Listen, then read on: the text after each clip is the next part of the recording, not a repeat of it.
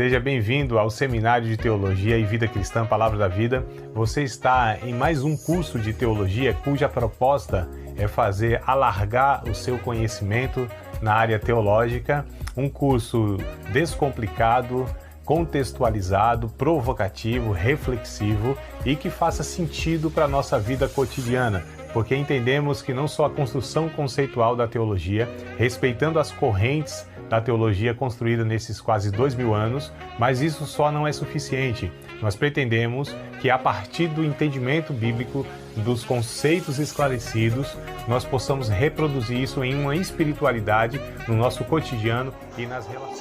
Eu vou fazer uma breve recapitulação, porque eu não sei, se vocês chegaram a assistir as aulas aí, as duas anteriores.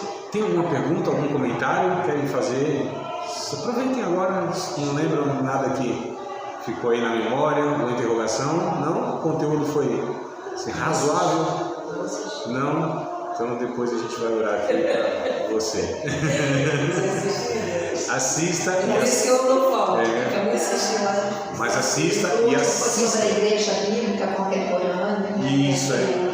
Eu vou dar uma breve recapitulada, aquela coisinha, uma pinceladinha de uns 5 minutos, então, para a gente se atualizar aí, tá?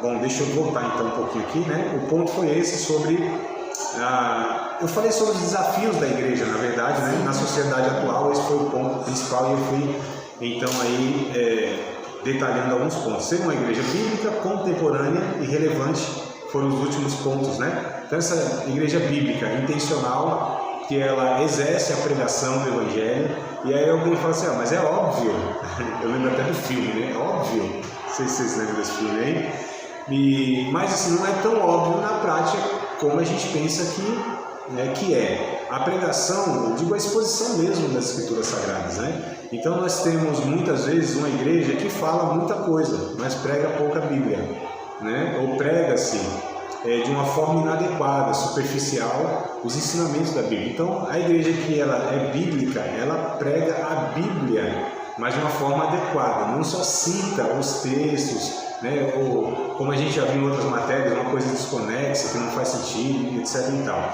Então, pregação. Oração também, tanto na questão individual, nós precisamos ensinar e aprender que nós devemos ter a vida de oração. E vida de oração, ela é uma vida tanto na questão do indivíduo, do pessoal, a nossa relação com Deus, como também na comunidade de fé. Nos nossos ajuntamentos, a gente precisa ter esse comportamento de orarmos. A oração, ela tem que fazer parte da liturgia da igreja. Eu não estou falando de oração de iniciar o culto ou de iniciar uma aula, que é o que a gente sempre faz aqui. Eu digo, de fato, a gente orar com mais intensidade, de uma forma mais proposital, desse coletivo. Aleluia! Então a oração, ela traz aí toda essa vida espiritual. Tem uma frase bem interessante, só estou corrigindo aqui algumas coisas, tem uma frase muito interessante que diz que assim como o oxigênio é para o corpo, a oração é para o espírito, Ou seja, traz vida, revigora, nutre, Então a gente precisa ser igreja bíblica e ter também. Eu coloquei aqui um texto para a gente exemplificar, que é Atos capítulo 2, verso 42. Vamos ler rapidinho, embora é uma recapitulação, mas texto rápido assim eu vou lendo aqui para trazer base também, Atos 2 e 42. É bem objetivo o texto, mostra de fato como os irmãos viviam lá nessa igreja, que é uma igreja que é parâmetro para nós, Atos 2 e 42, E perseveravam na doutrina dos apóstolos, no ensinamento, na comunhão, numa convivência harmoniosa, no partir do pão. Aqui falas tanto da ceia do Senhor, quanto dessa questão de repartir mesmo o alimento, Que inclusive a ceia de antes era uma refeição mesmo, não é como a gente faz hoje, Pega um tequinho de pão, um negocinho lá de um suco industrializado. Lá não, eles tinham uma refeição mesmo, Essa refeição que era comunitária, enfim, mas no partir do pão e nas orações. Então a gente percebe os elementos que havia no culto, na convivência desses irmãos, E eu coloquei aqui também um terceiro ponto para ser uma igreja bíblica, ou seja, isso tudo tem que ser feito de uma forma intencional. É por isso que eu coloquei igreja bíblica e intencional. nós precisamos ter intenção quando a gente faz as coisas, objetividade, né? Não é assim, as coisas vão acontecendo de uma forma aleatória. A gente precisa ter um projeto de igreja, não um projeto nosso, mas a gente precisa entender qual é a vontade de Deus, né? E colocar isso como uma intencionalidade. Então, tá, se eu quero ser igreja, se eu sou um líder ou um liderado, eu preciso entender que há uma intencionalidade na minha vida cristã, na minha vida espiritual, né? Então, por isso que eu coloquei aqui, ó. Parece que o que derruba muito essa questão são... Eu vou dar o nome de modismos. Sim. Né? Então, hoje tem-se o modismo de vamos iniciar o culto com a oração. Aí parece que não dá certo. Não, então vamos iniciar com o louvor. Aí parece que não dá certo. Não, então vamos fazer, sabe? Então eu vou fazendo experimentos. Então não tem uma... Se o resultado não vem, propósito. Aí a gente... E aí eu vou mudando. Então, por exemplo, você pode entrar em 50 igrejas, você vai encontrar as mesmas estruturas de louvor, de música. É o que está na moda. Sim. De oração é o que está na moda. Até as palavras que são usadas são as que estão na moda. Se a palavra é incendiar, é incendiar. Se é aquilo ali, entendeu? Agora veja bem, coisa interessante que você pontuou, amada. A questão de propósito, de projeto, né? A vida em si, não só a vida espiritual, a vida cristã, eu acredito que a vida em si, ela é um projeto de vida, né? Sendo um projeto de vida, ela é a longo prazo, ou é para toda a vida. E ela precisa ter uma coluna mestra, sim, exato. Entendeu? Que pode até ter umas vértebrazinhas, mas daquilo... Exato, não dá para você deixar. Sim. Né? Infelizmente, a gente muitas vezes, não só como igreja no coletivo, mas no individual, porque o que é a igreja? Na verdade, são indivíduos, né, que formam esse coletivo. Só que a gente muitas vezes age assim, no imediatismo, no resultado. Ah, não deu resultado? Então vamos partir para fazer outra coisa. Então você não tem um alvo a ser atingido e você caminha, persegue, né, até atingir esse alvo. Então, se a gente não tem esse projeto, essa visão a longo prazo ou para a eternidade, né, então a gente começa a declinar daquilo que a gente fez e parece que não deu certo. Nós não fazemos nada para dar certo, nós fazemos porque é certo. E quando se tem essa atitude como instituição, então isso faz com que as pessoas, tipo assim, eu vou ali porque eu preciso resolver um problema, mas se naquela igreja, ou naquele ritual, ou naquele ato litúrgico eu não resolvi, então eu vou para de cá porque aqui me parece que eu vou conseguir. Mas se aqui eu não conseguir, eu vou para uma outra, porque aqui eu vou conseguir nesse ritual litúrgico. Então, quando a instituição me parece que tem essa atitude, ela faz com que as pessoas vão migrando de atos em atos religiosos, digamos assim, em busca de resolução daquilo que não se resolve aqui. Exato. Daquilo que não se... Porque tem coisa que a gente não vai resolver aqui. É para a eternidade, né? Exato. Então é por isso que a gente precisa entender que essas coisas elas são essenciais ou fundamentais para a construção de algo, né, que é muito maior do que o aparente e do que o imediato. É uma vida que se constrói cotidianamente, né? Como eu brinco, né, ordinariamente, né, de uma forma ordinária. Eu entendo também que você constrói algo que tenha importância em uma vida toda. Existe um processo em quase tudo, em tudo que é importante, que é relevante, é aquilo que de fato importa. Então, as coisas superficiais, não, as coisas fúteis, as coisas que elas não são essenciais, você, assim, faz do dia para a noite, né? Só que aquilo que importa na vida, ela é constituída de processos. Eu entendo e enxergo a vida, como eu disse, não só a vida cristã. Aliás, e quem é discípulo de Cristo, a sua vida cristã abrange tudo. E tudo isso tem que ser olhado dessa forma, né? De forma que há etapas, processos. Então você não queima etapas, você não queima processo. Não deu certo aqui, vamos pular para cá. Não, isso aqui faz parte do processo até chegar onde tem que chegar. No resultado. Exato. E esse é o ponto. Às vezes o resultado mas é a realidade. No processo eu tenho o começo e eu quero o resultado, mas eu não quero fazer a caminhada. Isso. E a visão não pode ser industrial, de produção, né, de meta, dessas questões. Então a gente precisa entender, a pregação da palavra, ela precisa ser algo fundamental na nossa vida como discípulo de Cristo, como igreja. A vida de oração é uma vida de oração, né? E eu coloquei aqui um terceiro ponto para ser uma igreja bíblica intencional, que pesquei aqui 2 Timóteo, capítulo 2, versos 24 e 25, né? Para falar sobre o terceiro ponto de uma igreja bíblica, uma igreja intencional, que é o relacionamento ou relacionamentos. 2 Timóteo 2, 24 e 25. Eu vou ler com vocês, tá? Mas esse é o ponto que eu coloquei aqui, ó. Esse texto eu estou me baseando para falar sobre o terceiro ponto de uma igreja bíblica intencional, que são relacionamentos pessoais e discipulados. Relacionamentos pessoais e discipulados. Daqui a pouco eu falo o que eu me refiro quando eu falo sobre relacionamentos pessoais e discipulados. Então, 2 Timóteo, capítulo 2, verso 24 e 25, Paulo diz assim ao jovem pastor: E ao servo do Senhor não convém contender, mas sim ser manso para com todos, apto para ensinar, sofredor, instruindo com mansidão os que resistem, a ver se, porventura, Deus lhe dará arrependimento para conhecerem a verdade. Então, olha o que Paulo ele pontua aqui, que nós devemos ser aqueles que são aptos para ensinar, sofredor, instruir com mansidão, né, as pessoas. Que coisa interessante, relacionamentos pessoais. Para nós sermos uma igreja bíblica, para termos uma vida cristã, saudável, relevante na vida das pessoas e, consequentemente, enfim, na sociedade, tudo que a gente está pontuando. A gente precisa entender que temos que nos relacionar pessoalmente com cada um.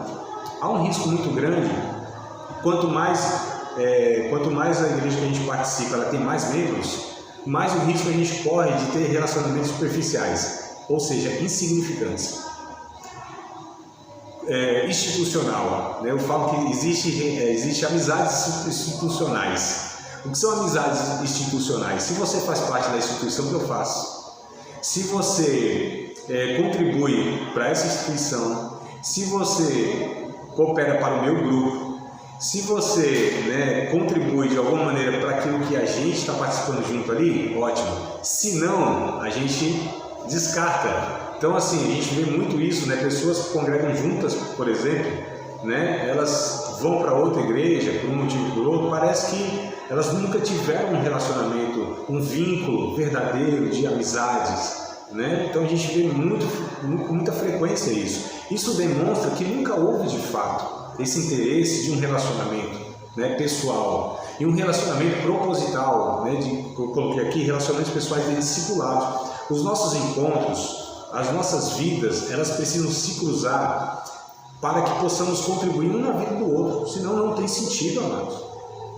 Não tem sentido a gente fazer parte de uma família da fé, que a gente fala, de uma comunidade, né, de fé, de uma igreja, enfim, e nós não contribuirmos para que uns ajudem os outros a crescerem juntos, né? A gente de fato a crescer. Eu estava pensando nisso hoje, nem sei qual foi o meu pensamento assim, mas eu falei, nossa, que sentido faz se a gente não contribui para o crescimento do outro?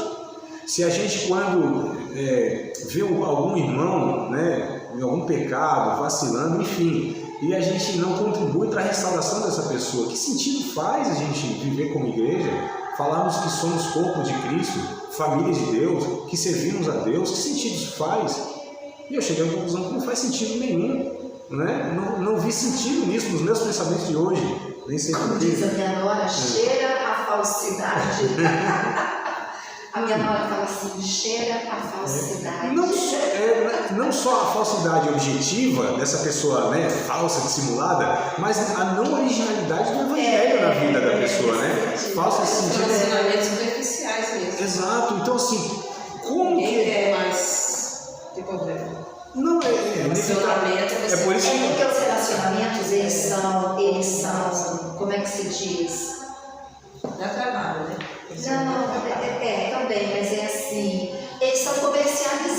Deus. Se você tem alguma coisa para me oferecer, ou se você faz o que eu quero, você é bem-vindo. Contribui a Se você... mas depende. Tem aquela contribuição que você está de presente, que você ajuda, mas tem aquela contribuição que ela é interesseira. Então, tipo assim, se você não estiver aqui me bajuando, você não faz parte desse grupo.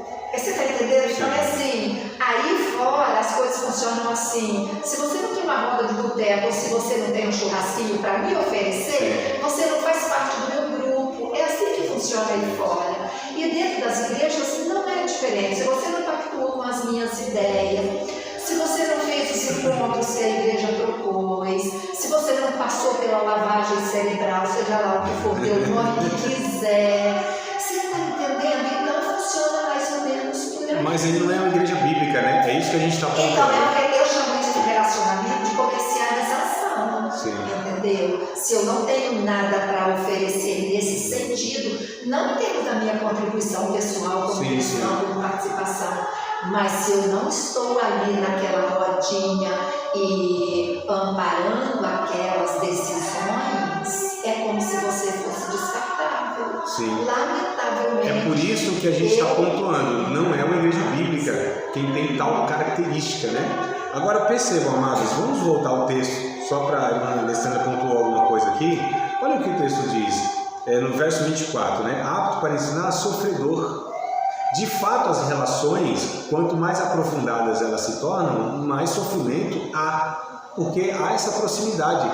Então, é inevitável os relacionamentos. Quanto mais próximo, a gente é afetado, né? Positivamente e negativamente. Mas é esse o processo dos relacionamentos. Mas isso é ser cristão. Exato, exato. Como eu acredito que a maturidade cristã, a maturidade na vida em si, é saber gerir, é saber administrar justamente essas questões, né, de resolver conflitos, administrar conflitos. Eu acho que isso que é talvez o mais difícil na nossa vida, como nós administramos esses conflitos. Né?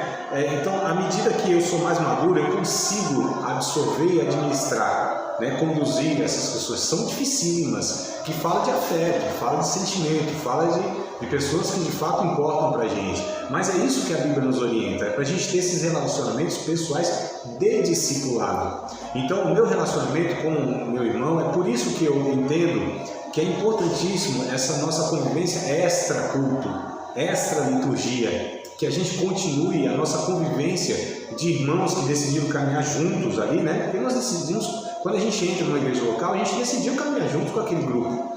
Então, eu entendo que é necessário, é fundamental, é importante demais a gente continuar a nossa convivência fora da liturgia, extra-culto, né? Que seja num churrasquinho, num cafezinho, que eu gosto tanto de convidar, né? Às vezes vão, às vezes não vão, mas enfim... Eu gosto tanto disso, eu acho isso importante demais. A nossa convivência fora desse ambiente de culto, liturgia, aqui é importante, tem sua finalidade. E está tudo certo também. Mas não é só isso, não é apenas isso. A gente se imbricar, eu gosto dessa palavra, né? A gente se imbricar um na vida do outro. Eu gosto da palavra porque ela fala... acho que o melhor exemplo que eu tenho, pelo menos, é da escama do peixe, né? A palavra imbricado quer dizer isso, é um por cima do outro. Sobreposto. Isso, aqui sobreposto, né? Aquela escaminha que tá assim, que a gente vê assim, a gente nem sabe direito onde uma está começando e a outra está acabando, né? Porque eles estão imbricados, estão envolvidos positivamente na vida uns dos outros, né? Aí gera o discipulado, gera a questão da partilha da vida cristã, da vida espiritual. É o que Paulo diz em Gálatas capítulo 6, levando as cargas uns dos outros. Né? Eu acho que é o capítulo 6, versos 1, 2 e 3. Vamos ler o texto que eu acredito que é muito importante. Tem compaixão, né? Pelo outro. Sim, exato. Misericórdia, empatia, cabe um monte de termo aí que a gente vai conquistando na literatura, né? Empatia. Um dia eu vi um pastor falando uma coisa muito interessante, né? O pastor Ivan, não sei se você conhece ele já, na igreja. Aqui na Ele falando bem assim que ele passou, tipo assim, ele teve alguns problemas com o filho dele adolescente. Aí ele não tinha condição de lidar com aquilo. E a igreja carregou ele nesse tempo, ajudou ele, entendeu? Se compadeceu dele e ajudou ele com o filho dele, que estava dando problema. Sim. Então entra dentro disso que você está falando, né? Exato. Um olhar para o outro, não, ele não está dando conta, eu vou ajudar, porque ele já me ajudou, ou seja, ele não me ajudou. compaixão um com o outro, né? Entendeu? Sim, empatia, compaixão, alteridade, eu acho muito interessante essa palavra, né? Essa questão mesmo de se colocar no lugar do outro, é olhar para o outro, né? É entender que o outro não é o outro, é parte da minha família, né? Eu acredito que isso evidencia mais do que qualquer coisa. Aí ele falou que a igreja levou a carga dele, entendeu? Ele não estava suportando carregar. E assim que Deus, olha só o que diz o texto, né? Gálatas capítulo 6, verso 1, 2 e o 3. Ó, esses 3 versículos aqui exprimem bem essa questão que a gente está discutindo aqui, né? A gente está refletindo. Irmãos, se algum homem chegar a ser surpreendido em alguma ofensa, vós que sois espirituais, olha que coisa interessante, encaminhai o tal com espírito de mansidão. Essa palavra encaminhai, a ideia do original que Paulo usa aqui é de, a gente sabe muito bem aqui que tem na região, né? É um pescador que repara, que restaura a rede danificada, que a rede danifica, né? Então, olha só, restaure, encaminhe o tal com espírito de mansidão, né? Olhando por ti mesmo, verso 1 ainda, para que não sejais também tentado. Levai as cargas uns dos outros e assim cumprireis a lei de Cristo. Olha como Paulo ele coloca aqui, a gente cumpre a lei de Cristo, amadas. Porque se alguém cuida ser alguma coisa não sendo nada, engana-se a si mesmo. Então assim, o verso 5 ele completa, porque cada qual levará a sua própria carga, né? Agora a minha própria carga é quando a carga do outro é assumida por mim. A minha própria carga não é a minha carga, porque eu faço parte de um corpo, parece ser contraditório, né? Levar as cargas uns dos outros, levar cada um a sua própria carga, porque a minha carga é a carga do outro também. Esse é o ponto que Paulo coloca, inclusive, na igreja, não é uma igreja só, né? A Galácia é uma região que compunha pelo menos 5 igrejas, né? Então Paulo escreve esse grupo de igrejas. E por que Paulo escreve esse grupo de igreja? Porque os irmãos aqui estavam, eles dizem... tem um termo muito interessante, diz assim, vocês estão mordendo uns aos outros, vê se não consomem, não devoram uns aos outros. Né? Vocês ficam mordendo aí uns aos outros. Carnívoros. Né? Então assim, mas por que eles são carnívoros? Porque eles comem a carne de Cristo. Estão comendo a carne de Cristo. Quem devora o outro está comendo quem? A carne de Cristo. Não é o corpo de Cristo? Se a gente devora o outro, o que a gente está fazendo? Está mordendo Jesus. Olha só, as pessoas às vezes não pensam dessa forma, né? Então assim, se eu prejudico o irmão, quem que eu estou prejudicando? Um membro do corpo de Cristo, ou seja, é o corpo de Cristo. Olha só que coisa, né, grave, séria demais. Então a gente precisa entender que uma igreja bíblica, ela precisa no mínimo ter essas 3 características aqui. Pregar a palavra, vida de oração e relacionamentos profundos, pessoais, que gerem discipulado na vida das pessoas. Eita, essa... recapitulação está até demorando aqui, mas vamos lá. Tem que ser uma igreja, então, bíblica, contemporânea, né? O que eu me refiro a uma igreja contemporânea? Bom, primeiro, saber fazer a leitura do seu tempo. Porque tem igrejas que estão fora do seu tempo, mas atrasadas, né? Então, assim, quando a gente fala de uma igreja contemporânea, é aquela igreja que sabe fazer a leitura do contexto que ela vive, para trazer respostas bíblicas nas demandas que existem. Então nós temos hoje questões que a igreja não tinha, porque a sociedade não demandava isso há 50 anos atrás, há 60 anos atrás, há 100 anos atrás, há 1000 anos atrás, não tinha. Então o que nós temos hoje como demanda? Né? O que a sociedade está perguntando? Porque a gente quer responder o que a sociedade não pergunta. E quando eu digo que a sociedade não pergunta, é porque não existe a demanda.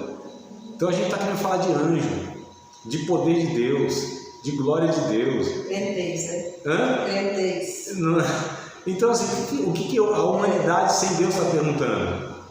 Ah, eu tenho direito sobre a vida de outra pessoa? Posso abortar? Ah, eu tenho direito de viver o amor que eu entendo ser amor, o poliamor, né? Todas as formas. Então, assim, eu tenho direito de fazer isso? Eu vivo assim? Não, calma aí, ó. É isso que vocês estão, a angústia que está na vida de vocês. Vocês estão procurando essa vida assim, sabe? Não é assim. Nós temos a resposta, o Evangelho tem a resposta. Então, fazer a leitura, amados, né? Por exemplo, nós não sabemos lidar com o tema política. Olha que coisa horrorosa que nós estamos produzindo ou reproduzindo numa sociedade que já tem ódio, que já tem divisão, que já tem um bocado de coisa ruim, e nós não sabemos falar sobre política, nós não sabemos falar sobre família, nós não sabemos falar sobre como a gente lida com uma pessoa que tem um vazio na sua alma. A gente não sabe falar dessas coisas que são as questões de hoje. Então a igreja contemporânea sabe fazer essa leitura e usa uma linguagem adequada, né? A gente precisa comunicar o Evangelho com a linguagem adequada, não com jargões, clichês ou com frases que só os crentes entendem. A gente chama do evangeliquez, né? Então assim, a gente vê as pregações e não comunica. A gente vê as músicas, meu Deus do céu, não faz sentido nenhum para aqueles que entram na igreja. Nem para mim que sou crente, tem letra, tem música, tem pregação, tem expressão que não quer dizer nada com nada. Imagina para as pessoas que não conhecem o contexto histórico, o contexto bíblico, as palavras e os termos. Eu brinco, né? Chegar para um jovem e falar assim, mancebo, não é boa a vossa concupiscência. Já pensou? Não é? Isso não comunica nada, é uma linguagem adequada, né? A gente, de fato, ter uma expressão que seja... Um dia, trabalhando numa empresa, e um rapaz assim, ele falou assim, você acredita, irmão? Chamar de irmão, né, irmão, sei lá. Você acredita que tinha um irmão aqui que chamava outro de profeta? Para ele é uma coisa absurda, uma pessoa ser considerada um profeta. E aí, profeta, né? Esses tratamentos que a gente tem. Um dia uma menina, uma irmã, perguntou para minha esposa assim, ela estava entrando na igreja, né? Contexto de igreja, ela falou assim, vem cá, deixa eu perguntar, o que é terra? Terra? Como assim terra? Terra ou terra? Terra do chão ou terra? Não, terra, porque o outro falou assim, e aí terra? Um negócio sem sentido, não tem... Não é, só Deus sabe, né? Então essas esquisitices que a gente começa a produzir através da linguagem só dificulta, na verdade, a gente comunicar o Evangelho. Então a igreja contemporânea ela precisa ter essa linguagem, né, mais contemporânea.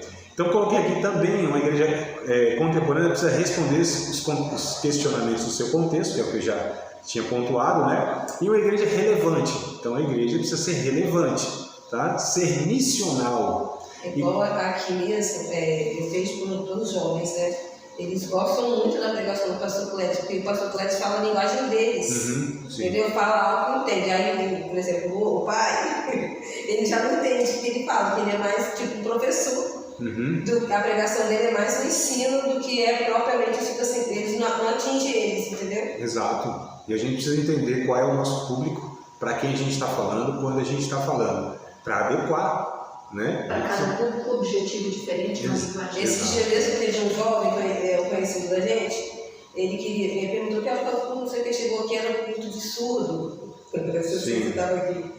Aí ele saiu daqui sem entender nada, eu não entendi nada do que estava acontecendo ali no domingo à noite. Então, tipo assim, eu pensei, era para ser no outro dia, uma quarta-feira, né? Porque a pessoa que foi lá, que não é da igreja, não transmitiu para ele.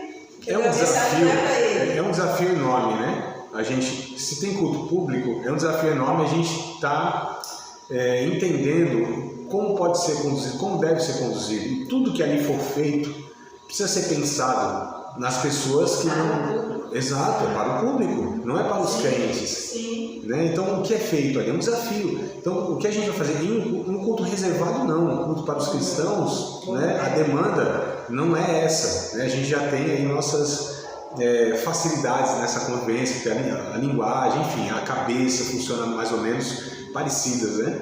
Mas assim, se é público, então a gente precisa... Paulo diz isso em 1 Coríntios capítulo 14, porque ele está ordenando o culto ali. Então ele diz, olha, por exemplo, você não proíbe ninguém falar língua estranha, mas a língua estranha num culto público, se não houver intérprete, fica sem sentido. Quem entra lá fala, tá todo mundo louco. E a gente acha ruim quando as pessoas falam, dizem que a gente é louco, mas Paulo está dizendo, cuidado, eles não estão totalmente errados, porque isso é loucura para quem não entende. Então qual é o nosso papel? É fazer com que a gente não de fato expresse uma coisa sem sentido para essas pessoas, né? Então a gente precisa entender isso. Ser missional, que eu me refiro, é esse ponto. O que é quando a gente fala ser missional? Enviar fulano para um outro país, outro estado, outra cultura? Não é o que eu estou pontuando aqui, como essa igreja relevante, né, que faz uma diferença. É uma igreja que ela cumpre uma missão. que ela tem uma missão no seu contexto, na sua realidade, né? Onde ela está inserida. E assim, de bairro para bairro, você pode ter realidades bem diferentes. De cidade, de estado para estado, você pode ter uma realidade muito diferente, né? Às vezes é muito longe, você tem uma aqui, você vai andar em volta, são duas coisas também diferentes. Você pega a escola Leonor no Morro e o da Ribeiro lá em fora. O público é diferente. O público é diferente, então o professor tem que se portar diferente, isso, o nível de aprendizagem é diferente. No mesmo distrito. A pedagogia, a didática. A forma como você toda vai a condição, lidar, né? a família que você lida lá no Leonor não é diferente igual. da família que você lida lá embaixo. E se a gente não entende, né, essas diferenças, a gente não cumpre adequadamente a nossa missão. Então a Igreja Relevante é missional, ela cumpre a sua missão no contexto que ela está inserida. E a gente precisa entender, fazer a leitura desse contexto, né? Como a gente já falou em outras matérias, em outras aulas, a gente de fato não ser essa pessoa alienada, sabe? Que a gente vive numa bolha, a gente vive numa redonda, a gente vive num grupo, numa tribo social, como a gente diz em sociologia, né? Numa tribo social. Não, amados, a gente de fato precisa cumprir a missão, né, que é revelar o Cristo às pessoas. E não essas pessoas precisam se adequar à nossa linguagem, se adequar à nossa cultura. Pelo contrário, nós que precisamos ir até elas, né, alcançá-las, compreendê-las. Eu não posso querer que uma pessoa ela entre no meu universo. Eu preciso entrar no universo. É isso que Jesus fazia. Ele entrava no universo e na realidade das pessoas. A gente vê o apóstolo Paulo, talvez o maior missionário, né, o maior exemplo nesse sentido. Aliás, em todos os outros, em relação a missões, ele mostra isso, como ele se adequa, como ele usa as linguagens adequadas em cada ocasião. Então, quando ele vai falar no Areópago, né, para pessoas assim, que têm uma cabeça grega, né, aquela questão mais cartesiana, mais intelectual, ele usa essa linguagem, a retórica ele usa, a abordagem, ele pega a história, ele cita poetas, ele cita, né, filósofos dessas pessoas. Quando ele vai em outro contexto, ele pega a realidade ali daquela situação, na idolatria que havia lá, enfim. Então é isso que a gente precisa fazer. Então essa igreja relevante precisa ser missional, precisa ser sal e precisa ser luz. Nessas duas metáforas que Jesus usa, lá de Mateus capítulo 5, verso 13 ao 16, sal e luz lá se referem àquilo que nós fazemos para preservar a corrupção deste mundo. E aí a gente precisa entender, claro que é muito abrangente, não vou entrar em detalhes, mas para que a gente, o texto lá, né, de uma forma bem objetiva, fala que as nossas boas obras vão fazer com que as pessoas glorifiquem o nosso Pai que está no céu. Então nós somos sal para preservar, dar gosto, são as duas propriedades do sal, né? Naquela época, muito mais que não tinha um Brastemp, não tinha, né, se conservava os alimentos no sal mesmo. Então assim, sal preserva e dá gosto, dá sabor à vida, né? Luz é aquilo que traz a clareza das coisas, né? Dissipa as ignorâncias, as trevas, né? No sentido mais abrangente. Então a igreja relevante precisa ser essa igreja que seja sal fora do saleiro, como a gente diz, né? Não fique dentro do saleiro. Precisa ser luz, como Jesus ele exemplificou no texto, que não pode ser colocado uma... Eu vou usar aqui uma linguagem mais contemporânea possível, tá? Não pode ser uma luz que uma Tupperware cubra. Isso aqui não tem mais atualização que essa não, né? Ele falou um alqueire, eu coloco um Tupperware, tá? Não pode cobrir, né? Essa aqui não tinha ouvido, né? Isso, né? Não pode cobrir, então precisa ser exposta, né? A gente precisa, de fato, alcançar. Então a igreja, por natureza, ela é contracultural, não é contra a cultura. Um dia eu falei contra a cultura, eu falei, opa, falei errado. A igreja não é contracultural, desculpa, a igreja, por natureza, é contracultural. Ou seja, o que é cultura, né? De uma forma bem tosca, é a forma de ser e existir, de pensar, basicamente. A igreja, por natureza, ela é contracultural, ela é contra tudo isso, porque a forma que a humanidade, a sociedade pensa, por natureza, é contrária a Deus. Então nós somos, por natureza, essas pessoas que é contracultural. Não tem como. A gente não compactua com o pensamento, a lógica, os parâmetros, os conceitos humanos, né? Quer falar alguma coisa? Não?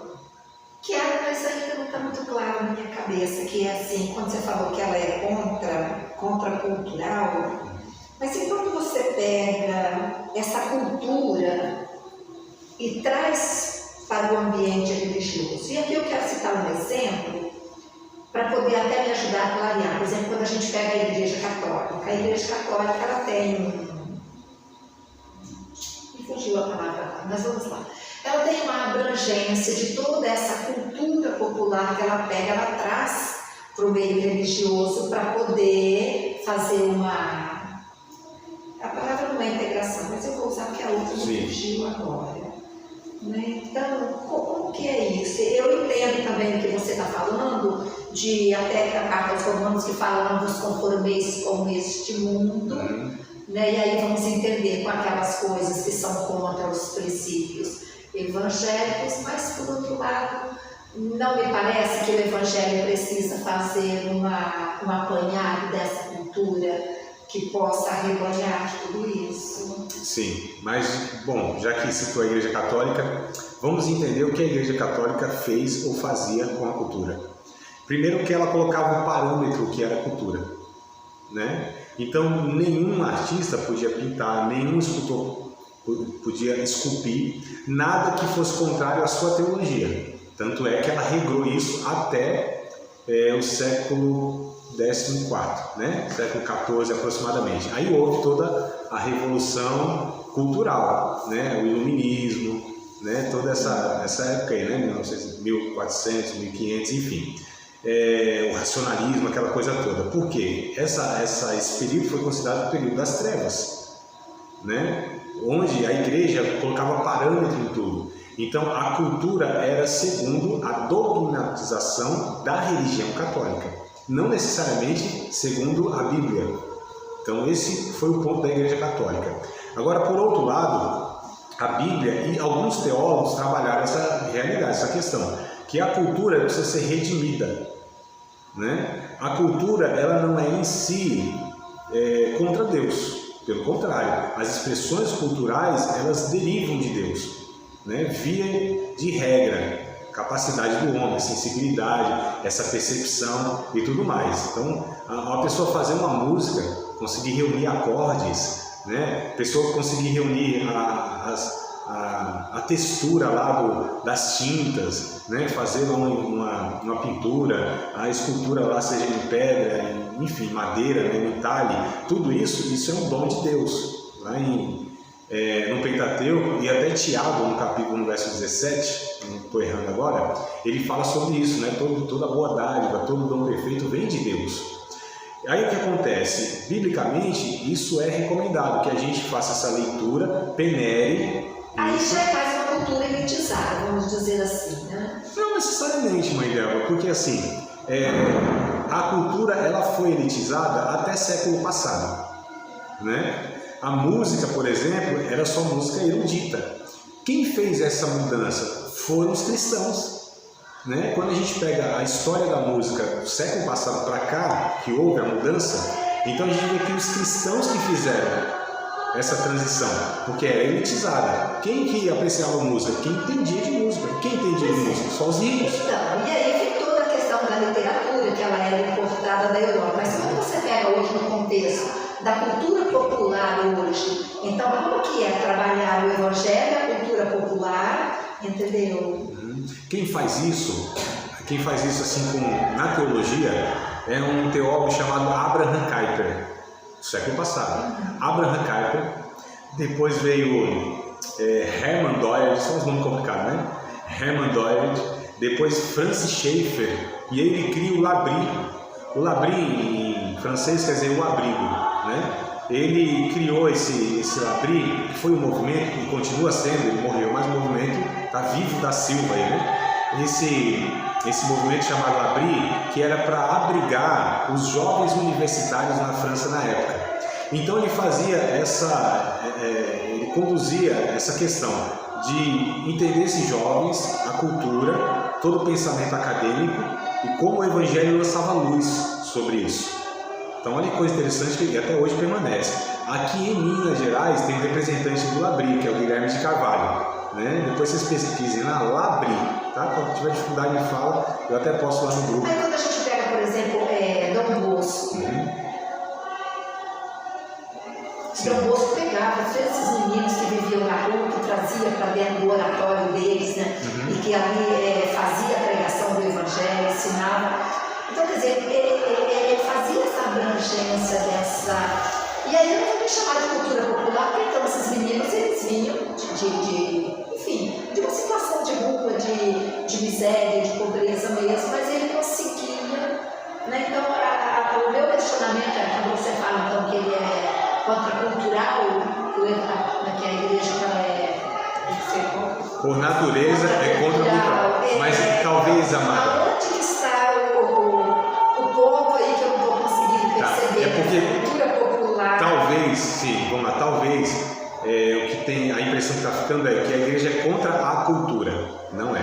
Então, eu estou querendo entender o que é esse contracultural. Tá, vamos lá, então deixa eu tentar. Eu acho que tem um ponto aí que eu não estou conseguindo. Vamos lá tentar dar um exemplo aqui. Eu escrevi alguma coisa que talvez vá contribuir, tá? Então a igreja por natureza é contracultural, pois representa o reino de Deus, né? Que é oposto aos valores da sociedade estruturada pela rebelião humana. Então olha só, é contracultural nesse sentido. Valores. Sim, os valores e princípios. Aí eu peguei o Sermão do Monte para exemplificar isso que eu estou falando. Então quando a gente pega o Sermão do Monte, Mateus capítulo 5, 6 e 7, a gente vai ver lá os valores, os princípios do reino de Deus, ou seja, a cultura do reino de Deus, né? A forma de ser, existir e pensar. Então estou colocando esses pontos aqui. Então, por exemplo, o que a cultura fala? Uma cultura em rebeldia contra Deus. Tá, agora tá. Vamos lá. O que esse mundo, essa cultura em rebelião a Deus fala? É feliz quem sorri, não é? Quem gosta do Facebook. Isso, não é? O que Jesus disse? Feliz os que choram. O que esse mundo, essa cultura em rebelião contra Deus diz? Que é feliz quem tem muitos amigos. Jesus diz, felizes são os perseguidos. Quem são os felizes? Os ricos. Jesus diz, são os pobres, de espírito, né? Então Jesus ele vai contraculturando tudo aquilo que as pessoas colocam como parâmetro para ser uma vida feliz e abençoada. Jesus não, bem-aventurados ou felizes são as pessoas que têm essas características, né? Os mansos. Não, feliz é quem tem postura, quem tem posição, quem tem agressividade, quem se impõe. Isso, não tem papas na língua, aquela coisa toda. Então, quando eu falo que a igreja por natureza é contracultural, é nesse sentido. Ela é contra essa cultura, essa forma de ser, de existir e de pensar dessa sociedade em rebelião contra Deus. Não contra a cultura nas expressões culturais. Acho que foi aí. Isso, não as expressões culturais, pelo contrário. Então, foi aí que pegou. As expressões culturais, na verdade, elas deveriam ser produzidas principalmente pelos discípulos de Cristo. A igreja, quando eu falo assim, as igrejas que nós temos já começa pelo formato quadrado, cinzento, feio. As igrejas que nós temos arquitetonicamente são horríveis, são feias demais. Aí você pega a igreja católica, né? As igrejas arquitetonicamente elas são arte pura. Você pega a Capela Sistina lá na Itália. Catedral de Vitória. Isso. Né? Você pega a Sé, a Praça da Sé, lá não a Praça da Sé, a Igreja da Sé. Da Sé, né? Isso, que é a Santa Sé lá eles querem imitar a Santa Sé lá de Roma, né? Mas enfim, as igrejas católicas, no interiorzinho você vê lá, em Minas Gerais, meu Deus do céu, né? Vocês conhecem aí bem mais do que eu, né? Então a gente vê aquelas igrejas assim católicas, coisa linda. A gente tem aqui a igreja dos Reis Magos. Então onde você vai, parece que o anjinho barroco vai andando. Exato, né? Então assim, o aleijadinho deveria ser crente, deveria ser um discípulo de Cristo. Mas né? isso aí é igual você falou, até aquele século XIV, né, que você falou. Que a igreja acabava impondo a cultura somente para fazer as coisas que eles queriam, né? Os padrões bíblicos. Exato. Então assim, e a gente está falando de uma igreja relevante. Uma igreja que afeta o mundo, afeta a cultura. Né? A gente está falando logo dos princípios, dos valores, mas isso também se desemboca, né? Isso se replica, isso se desdobra em tudo isso. quem deveria expressar o melhor que esse mundo pode produzir? Legal hoje na expressão que é bem, pode resumir isso, em nome de Jesus. A pessoa não é nada, tá cantando funk, não sei o quê, vai estar conversando, às vezes você vê alguma coisa na televisão, não crente, não conhece, fala, não, Jesus, eu quero isso, não sei o quê. Exato, exatamente. Então assim... É uma cultura nossa isso. Né? Exato. A gente precisa entender que assim, a igreja, ela para ser relevante, para fazer a diferença, ela precisa afetar esse mundo de uma forma positiva. Em tudo, amados, em tudo, porque a gente ficou tão alienado que a gente acha que tudo que não diz respeito à igreja local, liturgia e tudo isso aqui, isso é demonizado, isso é da carne, isso é do mundo, né? Como a gente fala. Mas quando a Bíblia vai falar e reprovar as coisas do mundo, é tudo aquilo que é corrompido e tudo aquilo que desonra a Deus. É que pode estar dentro da igreja. Também? Sem dúvida. Sim, esse contraponto. Não é o que está lá, ele pode estar dentro da igreja. Exato. Eu estava numa palestra um dia com um irmão chamado Carlos Queiroz, carinhosamente chamado de Carlinhos Queiroz, né? Porque ele é bem pequenininho. Gente boa demais, um dos grandes teólogos que nós temos no Brasil, tá? Carlos Queiroz. Estava na palestra com ele lá em Santo André, cidade de Santo André, São Paulo, e questionaram para ele, falando assim, a igreja, o entorno, né, de uma igreja, ela é um entorno todo carente, é um entorno todo corrompido. Ele falou assim, o problema é quando a igreja é o entorno. Então, às vezes tem essa questão, né? Então, a gente reclama de um país, né, que está mal, mas às vezes o país tem a igreja que merece, ou a igreja tem um país que merece. Mas a gente esquece também muitas vezes de falar, essa igreja somos nós. Exato, somos nós. A gente está falando da gente mesmo, quando a gente vai falar da igreja, a gente está falando de nós mesmos, nem do outro. Eu estou me incluindo nisso. Aqui quando a gente fala que o poder é corrompido, o Michel Foucault diz o quê? O poder está disseminado no meio do povo. Então a corrupção está no meio do povo. Exato. Está no nosso meio. Isso, exatamente. Nós somos, isso aí. Exato. Tá. Mas a navalha está na nossa carne. A gente está fazendo aqui uma meia-culpa. Eu mesmo, quando vejo crente falando de igreja, eu gosto de gente, mas você está falando dele. Exato. Não tem como. Mas nós estamos nos Quando a gente está num grupo assim, de nós mesmos falar alguma coisa, é uma coisa. Agora, quando você expõe lá para fora, Isso, então você está falando de você mesmo. É por isso que eu acredito que eu, André, tenho o direito de falar de igreja, porque eu estou nela. Eu estou gritando de dentro, né? Eu não estou, porque de fora é fácil. A pessoa sai da igreja aí, né? Malha a igreja como sendo aí, né? Machucado. Mas assim, eu estou de dentro, faz 23 anos que eu estou dentro da igreja, tentando contribuir de alguma maneira. Então eu acredito que eu tenho direito, porque eu estou tentando. Nós estamos fazendo.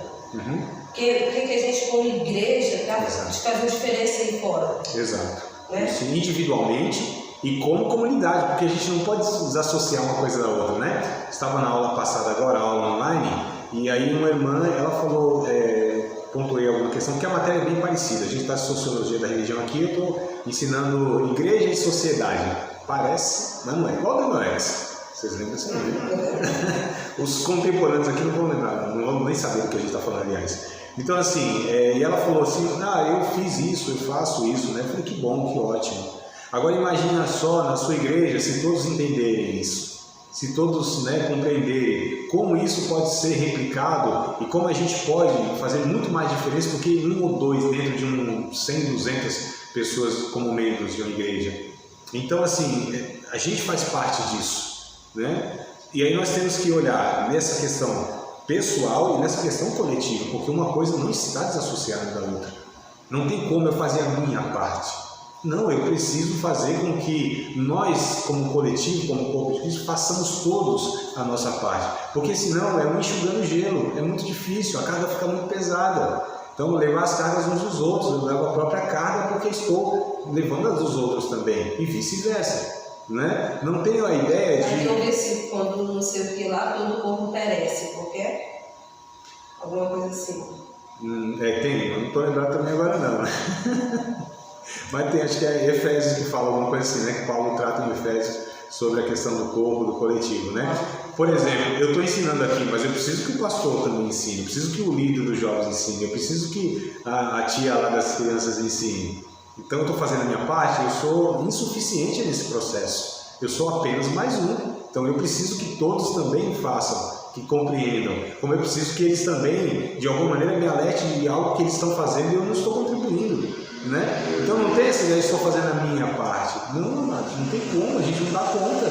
Jesus não me chamou como um dom que dá conta de tudo. Você está tudo alinhado, né? Nós falamos, está alinhamento. Paulo vai dizer no capítulo 4 de Efésios que o corpo ele cresce à medida que as juntas e as ligaduras elas vão se fortalecendo. O corpo bem ajustado, a gente vai se ajustando, a gente vai crescendo juntos, né? Então assim, não tem como um membro se destacar, não tem como um membro crescer mais do que os outros. O corpo fica feio. É um hematoma no corpo que faz isso acontecer, né? É uma pancada ou então uma célula que ela endóida e ela cresce mais, a gente chama isso de câncer, né? Então a gente precisa pensar sempre nessa questão do coletivo. Então assim, ó, sobre a questão, tá tranquilo, da igreja relevante, missional, sal e luz e contracultural, isso aí ficou aí mais ou menos esclarecido, irmã? Não, tá tranquilo. Tá? Então vamos seguir aqui. Então a igreja é saudável, né? Nós falamos de uma igreja bíblica, uma igreja relevante e uma igreja saudável. O que seria uma igreja saudável que eu estou propondo aqui? Ensinar o Evangelho. Óbvio, mas não é tão óbvio assim a nossa prática. E o que eu me refiro a ensinar o Evangelho? Falar das boas novas. Ó, você é pecador, todo ser humano é pecador e existe um único Salvador e Ele é Cristo. Essa é a mensagem que a igreja porta desde sempre. Ensinar o Evangelho, a salvação. E aí no culto público, infalível, essa é a mensagem. Aí comunica, né? Essa é a mensagem para um culto público. Para o culto público, a gente não doutrina. A gente não fala de coisas que o pecador ele não precisa. O que o pecador precisa? Não precisa ser doutrinado, não precisa ser levado a nenhuma outra compreensão doutrinária. Ele precisa ser levado a Cristo. Então, ensinar o Evangelho, pregar o Evangelho, né? Falar sobre o sacrifício de Cristo mesmo. Eu acredito ainda, continuo acreditando, que a exposição da história de Cristo é suficiente para que o Espírito Santo convença e salve as pessoas. Eu não acredito em pregações elaboradas, em sofisticação teológica, nada disso. Eu acredito que a exposição da história de Jesus. Paulo disse isso no 1 Coríntios capítulo 1, verso 18, se não me falha a memória, me ajudem. Acho que é verso 18 que ele diz, olha, a pregação da cruz é loucura para os que perecem, mas para nós que somos salvos é o poder de Deus. Então o poder de Deus está na pregação da cruz, acho que é 1,18 mesmo, não é? 1 aos Coríntios 1,18. Então olha só, é poder de Deus. A palavra da cruz é loucura para os que perecem. Isso, mas para nós somos salvos. É o poder de Deus. E o capítulo 2 de 1 Coríntios aí? Quando eu fui ter com vocês, eu nada me propus saber entre vocês. Olha só, não fui com sublimidade de palavras persuasivas de sabedoria humana. Nada propus saber entre vocês, a não ser Jesus Cristo, e é este crucificado. Eu não fui com palavras de sabedoria humana para que a fé de vocês não se apoiasse em sabedoria de homens, mas no poder de Deus. Acho que é o verso 1 ao 4 do capítulo 2 aí de 1 aos Coríntios, fala sobre isso. Então olha que coisa interessante. A pregação da cruz. Falar de Jesus. Demonstração do Espírito e poder. Isso. Então, qual que é a demonstração do Espírito e poder? Falar sobre Cristo, sobre a cruz, a crucificação, o sacrifício de Cristo no lugar do pecador, no nosso lugar. Então, ensinar o Evangelho é isso que eu me refiro. Se uma igreja ela é saudável, ela ensina o Evangelho. Porque uma igreja evangélica que não ensina o Evangelho deixou de ser evangélica. É simples assim. Né? Então, a igreja que é evangélica, mas não ensina o Evangelho, não é evangélica não. É só na placa, só no nome, só no estatuto, só no documento, mas não é de fato. Fomentar a unidade do corpo. Uma igreja saudável, ela precisa fomentar a unidade do corpo. Então nós nos estruturamos em grupos, em faixas etárias, em gêneros e etc e tal. Não é assim que a gente se organiza? Estou falando via de regra, né? Então você tem um grupo de irmãs, grupo de homens, grupo de jovens, grupo de criança, grupo de adolescente e etc e tal, né? Só que muitas vezes isso se torna algo prejudicial quando não trabalhado de uma forma adequada. Porque você fomenta mais a divisão do que a unidade, né? Então a gente vê muito frequentemente essa realidade nas igrejas, que é assim, você tem um culto, um evento, alguma coisa, alguma ação lá com um grupo. Os outros passou longe. A igreja não consegue. Né? A gente não reúne, a gente não consegue reunir e unir. Sem ser. Às vezes a gente até reúne, mas sem união. né? Nem toda reunião é para união, né? Então, a gente às vezes não consegue reunir nesse propósito de fomentar a unidade do corpo, né? Que nós estamos ali num projeto de igreja. Se reuniu para comer. Então, mas para comer individual, né? Cada um seu própria ceia, né? Cada um mordia o próprio corpo de Cristo, um teco de Cristo, arrancava um tequinho de Cristo, né? Eles iam devorando o corpo de Cristo assim, ó. Então Paulo disse: eu vou louvar vocês por causa disso? Louvo nada. Então existem cultos que é muito mais para reprovação do que para aprovação. Olha só, existem reuniões que elas são muito mais para divisões do que para edificação. É o que Paulo ensina nesse texto, né? Então cada um de vocês come a própria ceia. O próprio culto de ceia, muitas vezes, é a expressão disso, onde cada um fica lá individualmente avaliando se 30 dias fez tudo certinho para participar daquele momento. Meu culto com Deus, não quero saber de ninguém do meu lado. Só ele individual. Feche os seus olhos e não pense em nada em ninguém. Esqueça o seu irmão do lado. Olha o que a gente vai ensinando, amado. Aí, como igreja, a gente também pensa. A gente se arrepende do nosso, pede perdão dos nossos pecados como indivíduo, mas e como igreja? 4 direções, ó, o texto de 1 Coríntios capítulo 11 fala para a gente olhar. 4 direções. Primeiro, para dentro. Examine-se, pois, o homem a si mesmo. Depois, coma desse pão e beba desse cálice. Primeiro. Para trás. Jesus disse: lembre de mim todas as vezes que vocês fizerem isso. Olhar para a cruz do Calvário, de onde nós saímos, a nossa origem e quem éramos antes dessa cruz. Olhar para trás, comemorativo, né? Olhar em redor. Ou seja, esses que estão ao nosso lado, não é uma mesa? Não é uma comunhão? Não é o partir do pão? Olha que coisa interessante. Então, olhar em redor das pessoas, inclusive, que não estão naquele momento, estavam com a gente, sei lá, 1 ano atrás, 6 meses atrás, né, 10 anos atrás, e não estão mais participando. Geralmente, nas igrejas, via de regra, distribui lá os elementos e aí pergunta: alguém ficou sem pão, alguém ficou sem o cálice? Você nem lembra se a nossa igreja pergunta isso. Tem essa prática? Tem, né? Isso é quase que uma regra, né? Ainda que todos os presentes da igreja estivessem pego, eu poderia levantar minha mão e responder: sim, falta muita gente para pegar ainda esses elementos aqui que não estão aqui. Nossos irmãos que estavam há um mês atrás, 6 meses atrás, há 1 ano atrás e antes da pandemia, e não estão mais. Então falta muita gente ainda. E aqueles que ainda não conhecem Cristo também falta pegar. Então, ó, para dentro, para trás, em redor, ao lado e para frente. Jesus diz: toda vez que vocês fizerem isso, anunciais a morte do Senhor até que Ele venha. Olha como o culto de ceia, ele é pedagógico, ele é reflexivo, ele pretende fazer com que a gente faça uma avaliação da nossa vida, não só no indivíduo, mas no coletivo, principalmente, amados. Então a igreja relevante, ela fomenta a unidade do corpo. Tudo que faz é para nutrir o corpo. Tudo que faz é para edificação do corpo. Todo o culto bíblico, ele tem que atingir sempre o coletivo. Quando Paulo fala em 1 Coríntios capítulo 14, ele diz assim: pode falar língua estranha, de uma forma ordenada que tenha sentido. Quando vocês se reúnem, não tem salmo, não tem doutrina, não tem revelação, não tem língua, não tem interpretação. Faça-se tudo para a edificação do corpo. Não tem nenhum culto bíblico que ele seja um culto do indivíduo. Isso não existe. Aí já começa pela nossa configuração, né? Eu até estava pensando hoje aqui em mudar o negócio, acabei mudando, mas qualquer hora eu faço isso. Mas a gente já entra, o que a gente vê? Nuca. Não é? Entra assim, ó, porque a configuração é todo mundo olhando para lá, e todo mundo que está olhando para lá está olhando o outro sempre pela nuca, nunca pela face. Não tem relacionamento, não tem olho no olho. Quem que era visto pela nuca no Antigo Testamento? Deus. Não é? Qual foi o desejo de Moisés? Ver a face de Deus, porque ele tem um relacionamento. Deus disse: não é possível. Você me vê face a face. Eu vou virar, você vai me ver pela nuca. Não é isso?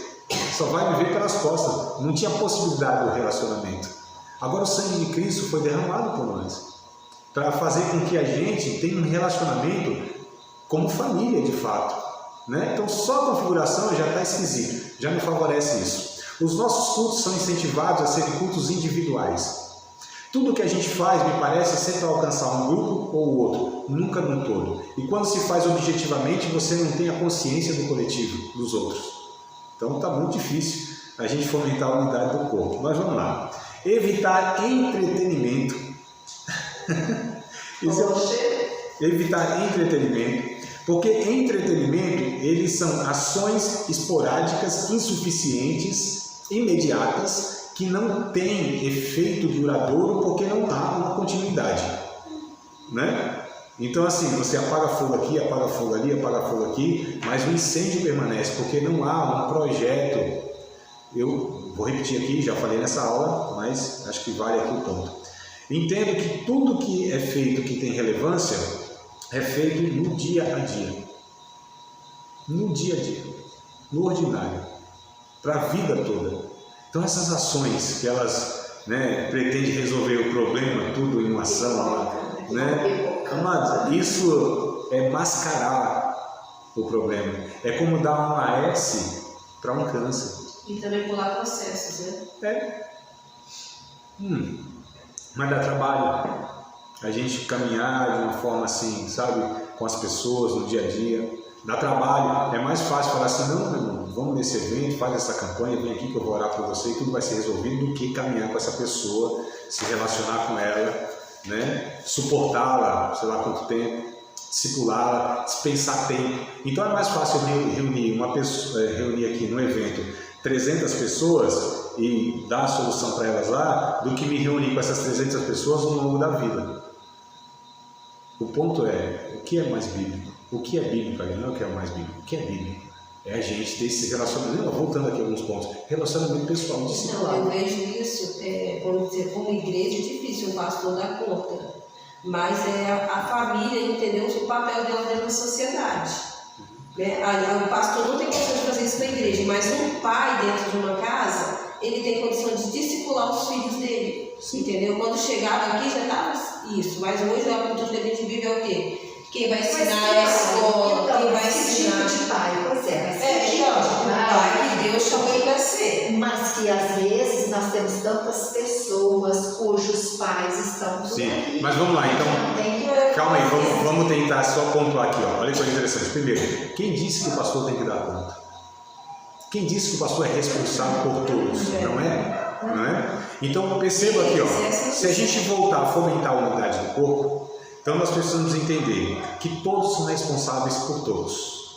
Guardadas as devidas... a igreja de Atos, por exemplo. Sim, guardadas as devidas proporções. Sim. Né? A responsabilidade fala muito da maturidade de cada um, mas a questão é essa centralização, muitas vezes, no pastor, nos pastores, em alguns líderes, isso é o grande problema também. Né? Então, quando a gente amadurece os crentes, os discípulos, eles entendem o seu papel e eles começam então a termos uma comunidade de pastores que cuidam uns dos outros, que se relacionam uns com os outros. Isso aqui é o coletivo, é a família. Então o grande problema é esse, achar que a responsabilidade recai sobre a vida de meia dúzia. A gente tem essa realidade não só na nossa igreja, isso é uma realidade na grande maioria, se não em todas as igrejas que nós temos no nosso país, independente das denominações. 30% no máximo da membresia, incluindo pastores, líderes, todo mundo, é o que faz alguma coisa na igreja. Os 70% são carregados pelos 30%. Então você vê lá um líder, um irmão fazendo 258 coisas, né? Sendo que os 258 não estão fazendo nada, absolutamente, assumindo responsabilidade. Eu não estou falando fazendo de correria, estou assumir responsabilidade, relacionamentos. É isso que eu estou me referindo aqui. Então a gente tem que fazer muitos entretenimentos porque a gente pensa que está alcançando a multidão de uma forma suficiente. Alcançando a multidão, alcança, mas a multidão não é discipulada. Mas eu acredito que a igreja ao longo do tempo ela tem tentado fazer isso. Só não achou ainda no caminho certo. Está tentando, então tá bom. Então... Igual eu orei em Linhares, lá na igreja de Linhares, tinha uma igreja batista chamada Mais Um. Sim. Um negócio mais um. Quer dizer, você dava conta de um. Cada um cuidava de um, entendeu? Sim. Aí todo mundo cuidava de todo mundo. Então, não sei se deu certo, né? Vamos dizer. Mas eu acredito que seja uma tentativa. A ideia, a proposta, né? É interessante, porque a gente tem que levar a consciência do outro que ele é responsável. Porque, por exemplo, eu não posso dar conta de 10, mas eu posso dar conta de 1. Sim. Alguém pode dar conta de mim. né? Talvez a ideia... Essa é a ideia bíblica, né? É esse discipulado, é esse relacionamento que sejam individuais. Mas o problema hoje é que, cadê essas pessoas saudáveis para dar conta de outro? Alguém te perguntou na aula outro dia, né? E quando o pastor não quer que a pessoa se aproxime de quem sabe mais do que ele? Ixi, Alguém te fez uma pergunta na verdade, essa última. Eu nem lembro a O resposta. problema hoje, eu acredito que seja esse. Cadê essas pessoas saudáveis, espiritualmente, que têm condições de cuidar de outro, né? Esse é o problema, tá todo mundo ruim. Então, complica. Então, Você infelizmente. daquelas estão aí, elas não são angariadas pelo ministério. A gente precisaria avaliar, analisar, né, caso por caso, igreja por igreja, enfim. Aí hoje mesmo eu fico hoje não, geral, tempo agora.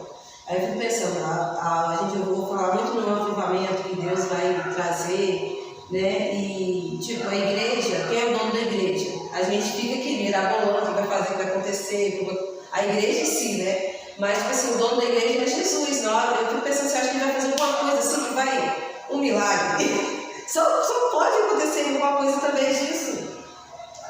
Sim, Porque também. o caminho que a gente olha aqui de um lado para o outro, parece que não tem para Só onde que eu penso que o caminho para corrigir essas coisas, ou para construir o que a gente está propondo aqui de uma igreja saudável, não é pela via do entretenimento, não é pela via das coisas esporádicas, sazonais, pontuais, e sim de um projeto, né, que tenha um alvo, que tenha um projeto mesmo, né, que seja não a longo prazo, a vida toda, mas que se tenha isso, que se tenha essa caminhada passo a passo. discipulado, né? Exato, né? Um projeto de igreja mesmo, não entretenimento, não esses eventos esporádicos, né? Achando que essas coisas vão trazer a solução, porque a vida não é assim, é a vida, a Bíblia não propõe E isso. as igrejas se perderam muito daí quando elas atrelaram a questão do evangelho, a questão financeira. Sim, aí já, Aí pronto, aí sim, aí o pastor se torna. E eu não estou falando, eu estou falando. sim. Enfim, porque Aí- todas elas abrem porta. É um agravamento da enfermidade isso aí, então. Isso, exatamente. Para tentar concluir esse ponto aqui da igreja saudável, eu falei sobre ensinar o evangelho, fomentar a unidade do corpo, evitar entretenimento e receber os novos convertidos, tá? A importância de receber os novos convertidos. Os novos convertidos, biblicamente, são comparados a bebês, né? Ou seja, aqueles que não têm condição nenhuma de se cuidarem.